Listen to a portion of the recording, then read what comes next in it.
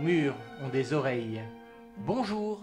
Bonjour, pour ce nouveau numéro du podcast du Conservatoire, je reçois Julie Auro, responsable de la filière voix, et ensemble nous allons parler des deux concerts L'étrange Noël de la filière voix, qui auront lieu le vendredi 13 décembre et le samedi 14 décembre à 20 h à l'auditorium Jean-Pierre Miquel.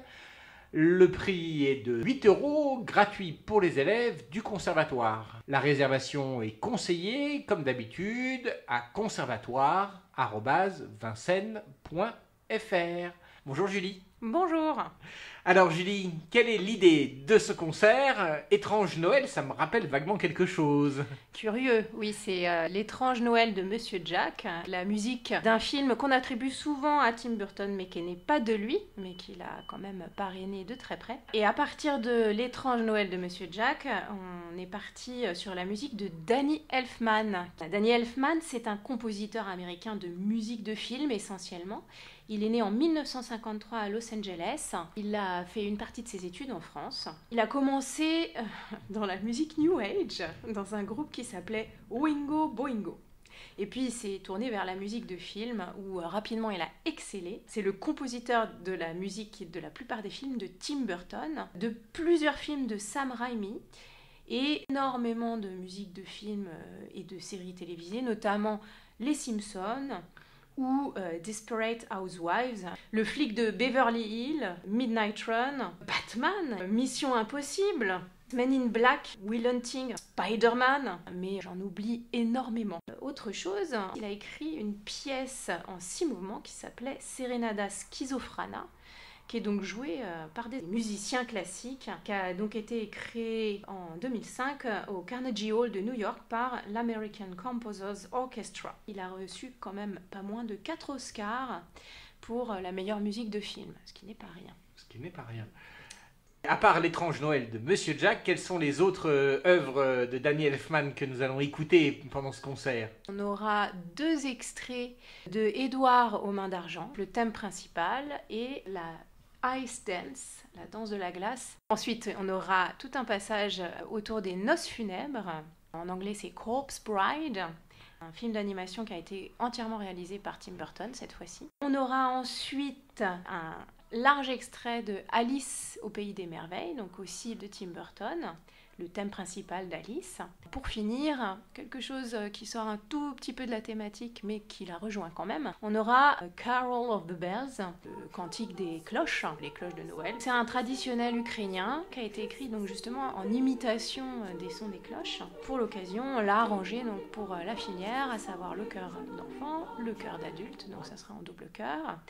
Et avec tous les instruments qu'on a choisi de mettre à l'honneur pour ce concert, le violon, la harpe, le piano qui accompagne toujours la filière et un certain nombre de percussions, notamment le glockenspiel, le celesta qui est un instrument un petit peu original, les cloches tubulaires et puis tout un tas d'instruments qui font des bing et des bong dans tous les sens et qui viennent donner plein de couleurs à cette musique. Il y a dans ce concert donc le chœur d'enfants, le chœur de jeunes, l'ensemble vocal de jeunes et le chœur d'adultes, dirigé par Maxime Giraud. Et oui. Alors peut-être quelques mots de présentation des différents films, et donc on commence avec L'étrange Noël de Monsieur Jack. Jack, c'est le roi des citrouilles de la ville de Halloween. C'est une ville un peu particulière où les gens aiment beaucoup faire des bêtises et faire peur. Un beau jour, il va découvrir la ville de Noël. Et alors là, c'est pas du tout la même ambiance, on est dans la neige, on a des petits nains tout rouges et tout verts qui fabriquent des jouets pour Noël, qui veulent faire plaisir, etc. Donc c'est pas tout à fait le même monde. Et donc Jack, le roi des citrouilles, décide de célébrer lui-même cette fête très étrange pour lui. Et donc il décide de kidnapper le Père Noël. Alors dans le film d'animation, il a tellement pas compris ce que c'était qu'il l'appelle le Perce-Oreille. Et il va le remplacer par ses amis qui, au contraire du Père Noël, qui est très très gentil, sont très très méchants. Oui, le Père Noël sera présent dans le spectacle. Oui, Ou le Perce-Oreille, on ne sait pas. Le Perce-Oreille, à titre exceptionnel. Il risque de lui arriver des petites broutilles quand même. C'est pas impossible. Julie, tu nous as apporté plusieurs extraits. Et donc, on commence peut-être avec le kidnapping du perce-oreille, donc de l'étrange Noël de Monsieur Jack. Des 3 petits chenapans de la ville d'Halloween, qui donc en l'occurrence chez nous seront plutôt 14, imaginent ensemble tous les sévices, tous les supplices sadiques et pervers qu'ils vont pouvoir faire subir au perce-oreille.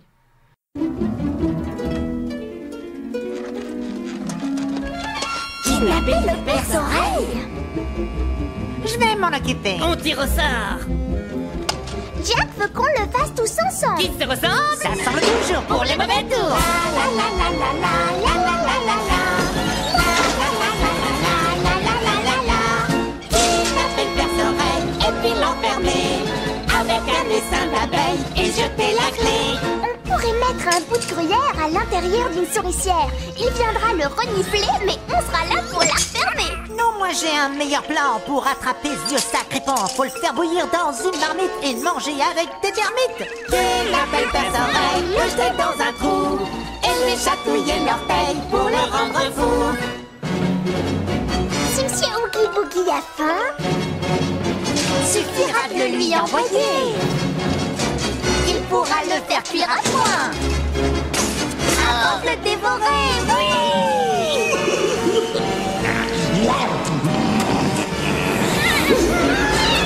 Moi je dis qu'il faut mettre un canon juste devant sa porte d'entrée et on le fera exploser comme ça, on sera sur son compte bon. c'est complètement débile. Si on le transforme en chair rabattée, ce sera plus qu'un fossile et Jack nous fera la tête au carré. Kidnapper le perce-oreille et l'emmener en mer, les lancer dans l'océan pour qu'il touche les terres. Parce que Monsieur Oogie Boogie est le prince des cauchemars. Si j'étais sur sa liste noire, je m'en irais d'avant. Il faut vraiment qu'on réussisse. Il nous donnera peut-être des saucisses. Peut-être même qu'il nous donnera un pot de gelée de crapaud. On est à son service et on en est vraiment fiers. On fait tout pour qu'il nous aime, pas qu'il nous jette la pierre. Mais quel boulet ces deux crétins! C'est pas moi le boulet. Parle pour toi, Tais-toi! toi-même. J'ai trouvé, écoutez-moi, c'est vraiment génial pour une fois. On va lui envoyer ce cadeau accompagné d'un petit mot. Mais ce sera comme le cheval de Troie et quand sa curiosité Le poussera à ouvrir la boîte, on sautera sur lui. 1, 2, 3! Kidnapper le perce-oreille pour l'écrabouiller, le verser dans une bouteille avant de la fermer. Kidnapper le perce-oreille, lui couper la tête. Oogie Boogie nous surveille, faut pas qu'il rouspète. Kidnapper le perce-oreille et l'emprisonner, le recouvrir de groseilles et jeter la clé.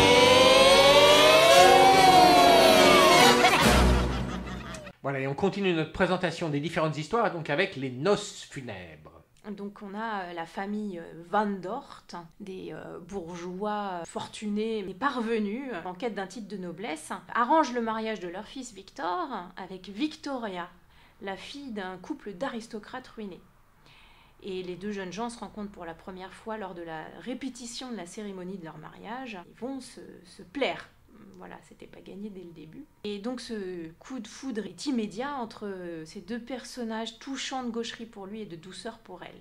Mais par mégarde et dans des conditions fantasmagoriques, Victor va se retrouver marié au cadavre d'Emily, une mystérieuse mariée morte qui l'entraîne de force dans le monde des morts.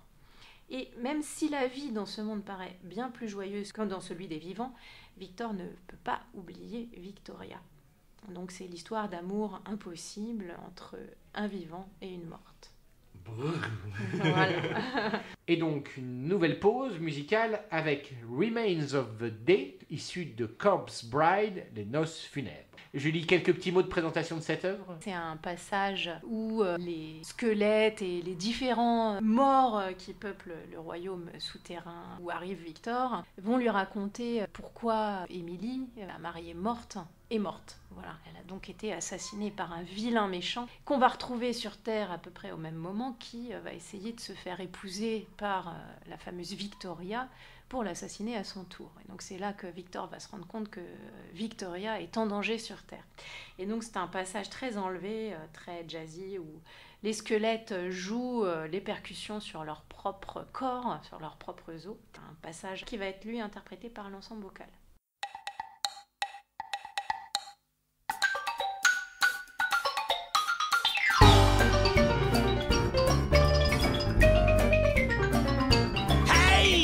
give me a lesson. You corpses of cheer, least those of you who still got an ear. I'll tell you a story, make a skeleton cry of our own jubiliciously lovely corpse bride. Die, die, we all pass away. It's really okay. You might try high and you might try brave, but we all end up the remains of the day.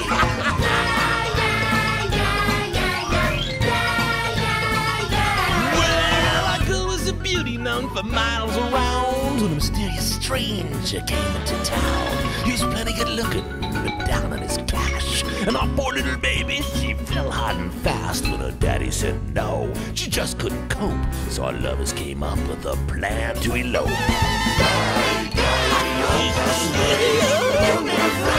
It's really okay. You might try and hide and you might try and play, but we all end up the remains of that day.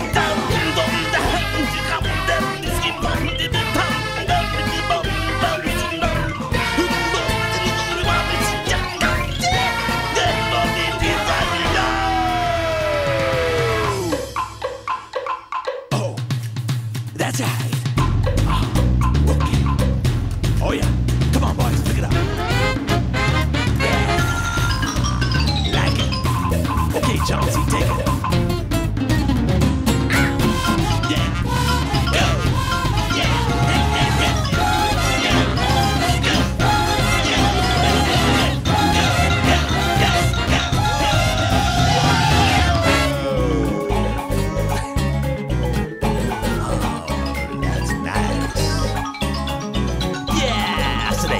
Up a plan to meet late at night. It turned out his soul kept the whole thing tight. Now her mother's wedding dress fit like a glove. You don't need much when you're really in love, except for a few things, or so I'm told, like the family jewels and a satchel of gold. Then next to the graveyard by the old oak tree, on a dark foggy night at 2:45, she was ready to go, but where was he? And then she waited. And then there in the shadows, was it the man? Her little heart beat so loud. And then, baby, everything went black. Now when she opened her eyes, she was dead as dust. Her jewels were missing and her heart was bust. So she made a vow lying under that tree that she'd wait for her true love to come set her free. Always waiting for someone to ask for her hand. When out of the blue comes this groovy young man who vows forever to be by her side. And that's the story of our dog.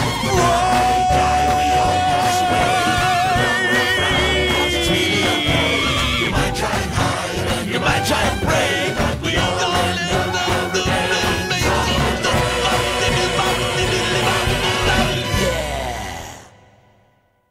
Est-ce que ça va faire peur? Bah évidemment, c'est tout l'objectif. Mais pas trop quand même. Non, ça fait pas vraiment peur. Voilà, on joue à se faire peur. En tout cas, les enfants mettent beaucoup de cœur à jouer à faire peur. Est-ce que c'est un programme qui leur plaît? Oui, donc a priori. Ah bah évidemment oui, on a eu beaucoup de succès avec ce programme. D'abord ils connaissaient pour la plupart les chansons et les films d'animation, et pour ceux qui les connaissaient pas, ça a été l'occasion d'aller les découvrir, donc ça c'était déjà assez intéressant pour eux. Et puis c'est quand même des musiques qui se retiennent d'abord très très bien, et puis qui ont quand même énormément de caractère, de charme, qui sont à la fois un petit peu inquiétantes, mais en même temps qui sont tellement belles en fait qu'on s'y attache assez vite. Les enfants chantent en anglais alors? Alors les enfants ils chantent en anglais et en français. Ils chantent en français dans L'étrange Noël de Monsieur Jack et ils chantent en anglais pour tout le reste.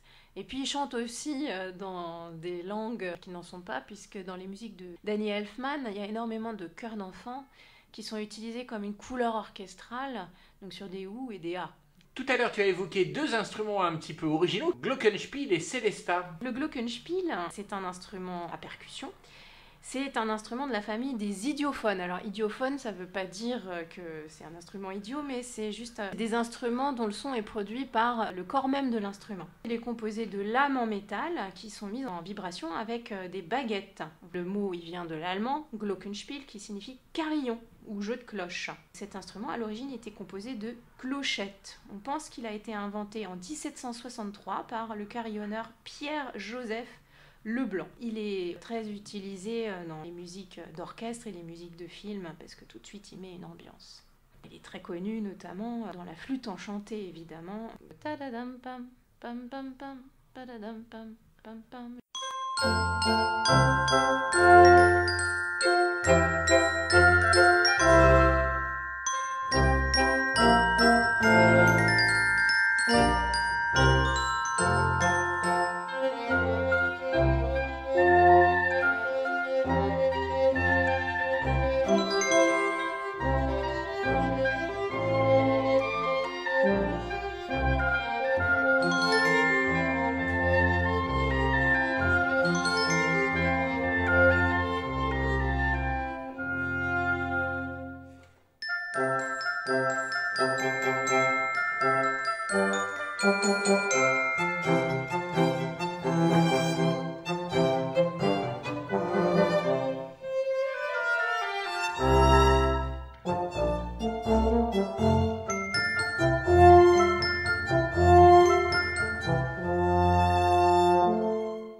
Et l'autre instrument, donc le Célestat. C'est toujours un instrument à percussion, mais cette fois-ci, à la différence du glockenspiel où on tape avec des baguettes, il a un clavier. C'est un instrument qui a été inventé en 1886, donc c'est un hybride entre le glockenspiel et le piano, où les marteaux sont actionnés par les touches du clavier qui vont frapper des lames métalliques. Et c'est un instrument qui sert le plus souvent à donner de l'effet dans des pièces orchestrales, pour traduire une ambiance. Et c'est un son très pauvre en harmonique et d'une très très grande pureté, qui n'est pas sans rappeler les boîtes à musique. C'est un instrument très aigu qui monte en douceur jusqu'au contruc du piccolo. Et ces notes graves sont pas très sonores et elles rappellent le timbre de la cloche. Dans le médium et jusqu'à l'aigu, le Célestat est très souvent utilisé pour des effets féeriques, merveilleux et célestes. Et ça va être le cas là dans le concert? Ah oui, pour les passages effectivement merveilleux, mais ça peut aussi être utilisé dans un environnement un peu inquiétant. Julie, je te propose de faire une nouvelle pause avec l'Ice Dance d'Edward aux mains d'argent. Donc oui, la Ice Dance, c'est à la fin du film. Edward est tombé amoureux de Kim, la fille de Peg Boggs, qui l'a recueilli quand il est arrivé dans la ville. Au fil du film, on voit que les habitants qui l'accueillent chaleureusement au début vont progressivement se retourner contre lui parce qu'il est vraiment trop différent. Et donc la Ice Dance, ça arrive à la fin du film, c'est un passage assez féerique où Edward fait une sculpture dans la glace, où il sculpte Kim, justement, dont il est amoureux. Pendant qu'il sculpte cette glace, ça va créer de la neige qui tombe sur Kim, qui est en train de danser dessous.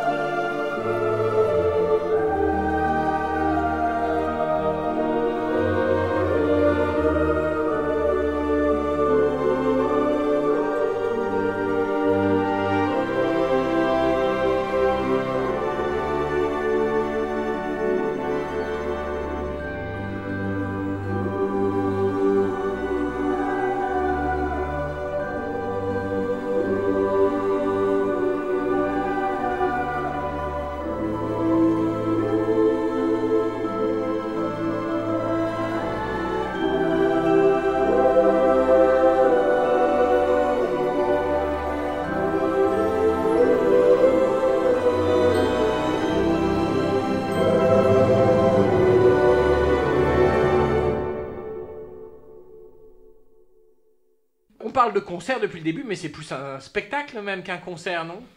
Alors ça dépendra un petit peu des moments. Quand même, on n'est qu'à Noël, c'est-à-dire que ça fait que 4 mois, donc 15 jours de vacances qu'on travaille. En plus, entre-temps, on a eu nos petits examens, donc Du coup, monter un spectacle, c'est quand même énormément de travail, surtout avec un aussi gros effectif. Du coup, il y aura quelques parties qui vont être mises en espace ou en scène, ça dépendra, et puis quelques parties qui seront essentiellement musicales. Quels sont les artistes de ce concert? On aura 2 pianistes qui joueront tour à tour ou ensemble, donc Émilie Moutin qui accompagne la filière voix enfant et Michael Lipari-Mayer qui accompagne la filière voix adulte, le chœur d'adulte. Au violon, on aura le professeur de violon, André Rébas. On aura à la harpe Marie-Manuela Sénéchal. Aux percussions, on aura Marie-Madeleine Landrieux ainsi que 2 de ses élèves qui nous rejoignent pour l'occasion. Et on aura au Célestat Guillaume Lévy, parce que le Célestat est joué traditionnellement par un pianiste. Et nous aurons quelques petites danseuses de la classe d'Anne-Gabrielle Chatou qui vont se joindre à nous. Nous refaisons une petite pause musicale avec le thème d'Alice au pays des merveilles, donc dans la version de Tim Burton. Il est assez entraînant et la voix des enfants y est vraiment mise à l'honneur.